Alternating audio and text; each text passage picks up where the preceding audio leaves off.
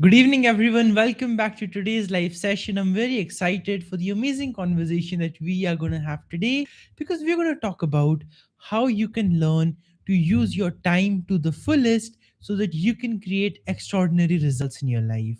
And the reason I talk about that today is because I've been noticing a trend, and that's the problem that a lot of people in the world are having big dreams, they're having big goals, they want to achieve a lot more, but they feel so overwhelmed they're not able to take any action.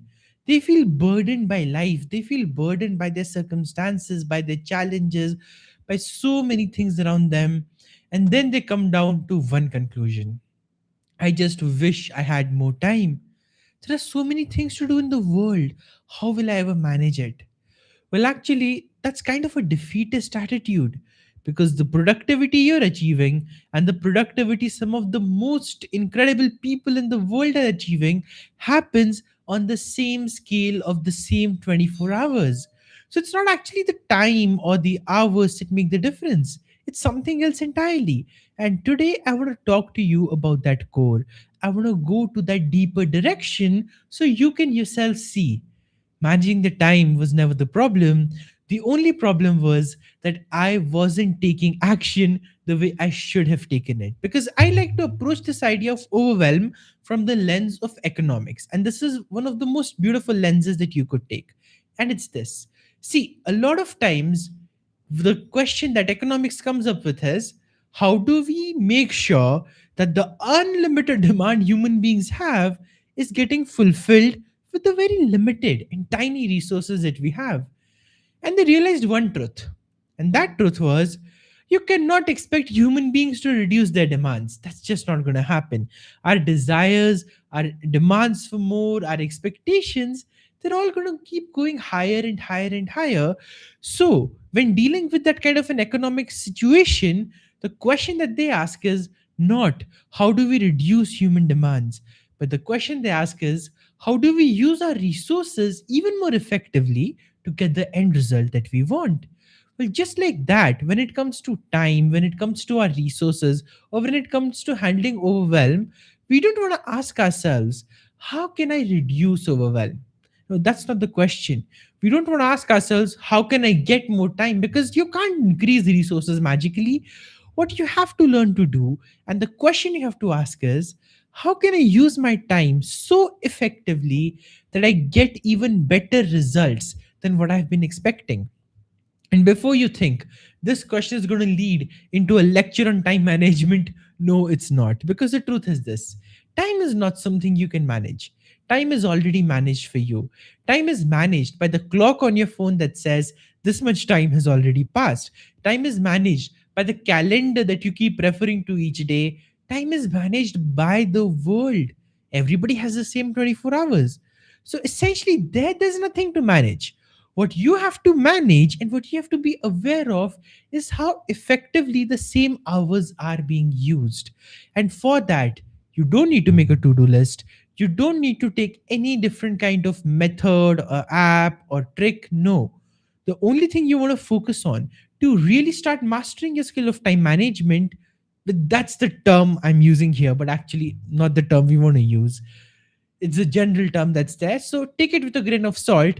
But we're not going to manage time, we're going to manage our actions. So let me rephrase that to say, all you need to do to manage your actions is to master this one skill called immersion. And here's why I say that, okay? In the modern world, distractions are aplenty.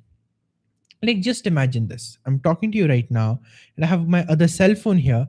If while talking to you, I'm holding the phone in my hands and I'm talking to you and I'm just looking and I'm talking to you and then I'm looking, and let's say it's kept down here, okay? And then while I'm talking to you, beep, a notification just sounds in that. And as soon as that happens, what do you think happens to my mind? Naturally, it thinks, okay, cool, yeah, something interesting may be there. I want to check that. But now imagine this: I'm in this session with you, I'm talking to you, and right in the middle of that, I pick this phone up. I want to check, okay, what's the message that I got? What is it saying? And then again, I'll keep it down. Now, for 2 seconds, my brain got distracted. And when my brain got distracted, it lost its focus on what I was saying. Now, in the example, I'm giving you the examples. I've not actually lost the focus. I'm just saying it for the sake of it. If it were, let's say, face to face conversation we were having, you would notice, okay, there's been a disconnection. Now I'm going to need some more resources from my mind to come back. And when I do make that comeback, the problem that's going to happen is this: I'm going to have to take some time to connect the dots to what you were saying so I can build some more context to get my mind off from whatever the notification said. And from there on, start building new context again so I can be fully present in the conversation. And just as I'm getting present into the conversation, beep, another message sounds. And as soon as that message sounds, what happens? Naturally, like clockwork, my hand goes here and I pick up the phone and I see what it's saying and I reply or I keep it away. And in that second, attention has just been fragmented. When we learn to manage time, we talk about priorities. What we forget is that the way the priorities get handled is by managing the way you're using your attention. And we live in a world of constant interruptions, which is why, even with comparatively little to do, we are feeling so overwhelmed. Not because the tasks are too much, but because the system you're living your everyday life with is incentivized and conditioned to focus on the direction of distraction, to focus on the side of error, to focus against deep work, because the world is just structured that way. And I know you might be thinking, well, the notifications don't really affect me. I can just check my phone every now and then. It's not that big of a deal. But the thing is this: for your brain, it is.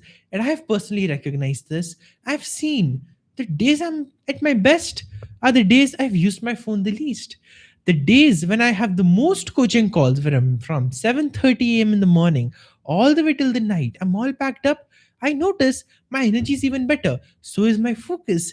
And I'd made this kind of a habit unconsciously, that while my calls were going on, because I was with somebody, or while I was doing YouTube live sessions like this, I wouldn't check the phone because my full attention deserves to be in the conversation. And that's a rule I've never violated in my life. But what I started noticing was, when I'm just doing my own work, right?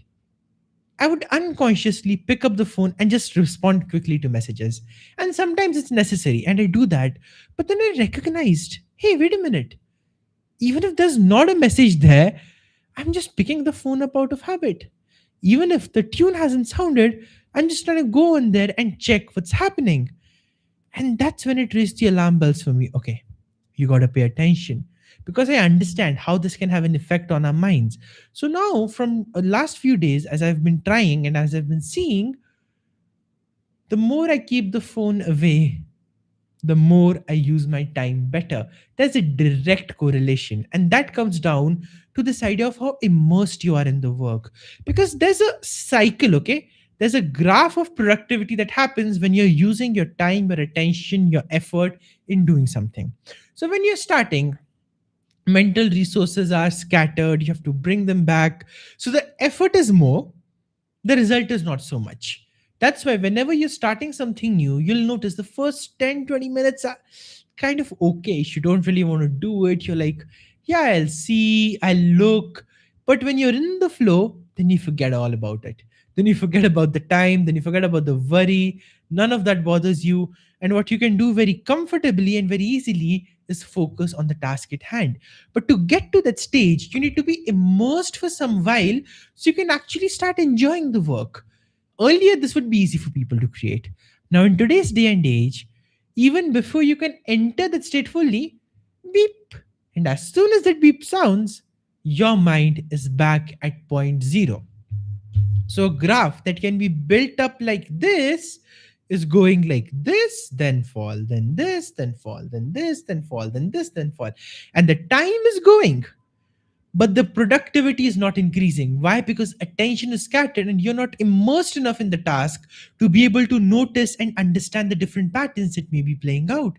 So when I've done this now with my learning, when I've done this now with all the other tasks that I'm doing, even on something as simple as making a note of something, the more I've created that distance, I'm now seeing my mind thinks fresher, my mind thinks better.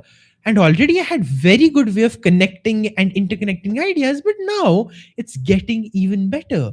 So I thought I'd share this with you because I've seen this principle play out in every area of my life. When I wrote my book in less than 50 days, I achieved that kind of super productivity only because I was focused on creating immersion. I would do my virtual school, then I would go back to writing.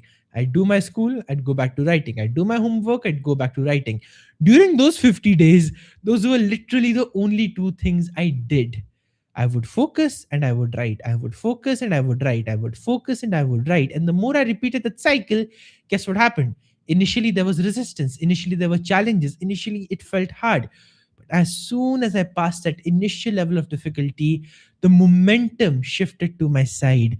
The tide turned. And as soon as that happened, I started to get insights I'd not thought of before. I started to become more creative than I could imagine. And as I was doing that, in less than 50 days, I went from idea to publication, and Explore the New You became a reality and got me to become a best selling author and a world record holder for publishing, for being the youngest one to publish a self published non-fiction book in the world. I made that record. Why? I chose to not scatter my attention anymore. So, if you're struggling with productivity, if you're struggling and if you're burnt out and you know I've been putting in the efforts but it's not happening, put this as far as you can. And I'm not the only one saying this, researchers, because the more you can create an environment conducive to immersion, the more your mind will work, the more fresh your mind will feel. And as that continues to happen, more joy will surround you, more happiness will surround you, and more love will come into the work that you do. More love and presence will come in your relationships, because it's crazy how often I see, even at a dining table in a restaurant, when two people are sitting together or when they're with a family, most of them are on their phones. They're not living the moment. And that's why we feel so drained and exhausted, because time is just passing by so fast without a sense of control in it. You can build it up, it's all in your hands. All you need to do is learn to master your attention, learn to master the principle of immersion. The deeper you can go in your focus, the more magical results you will create, and then you won't need to manage time. You will have lots of time, you will have lots of availability of resources to create the magic that you want. That's the reason I've been able to come up here every single day, Monday to Friday, 8:30 p.m. IST, without missing a single session. We are here, we are doing these conversations. How is this consistency possible? Because I'm being sure of how I use my time and how I prioritize and how I show up. So if you want to create this magic, this is the simple thing. The very first practical step is create an environment for immersion and put away the things that break your immersion, because you want to build on top of it so that in less time you can do more. You don't want to keep your mind distracted. So every time it gets to a bit of momentum, the momentum breaks and you have to start all over again. Think like an economist. Stop squandering away your resource of time. Start being more judicious with it. And as you do, magic unfolds, joy unfolds, and success unfolds. I hope this helps. I hope this helps you get started on this new idea of how you can implement immersion. See, massive things are possible. If I could write a book in 50 days, if I can transform people's lives in 1 hour, if I can give them incredible guidance, if I can give people the best coaching experience of their life in a short span of just 3 months, I'm telling you, you can do anything if you just learn how to use your time to the fullest by mastering immersion, by mastering the efficient use of this wonderful resource and this most powerful resource that you have. You don't need 48 hours because everybody has the same 24 hours. Become a master at using them, not using them, I would say, investing them, and you will see the magic that happens. The first step is cut out the clutter. That alone will take your life to the next level. Thank you so much for tuning in, and I'll see you once again tomorrow at the same time, that is 8:30 p.m. IST. Bye. See you soon.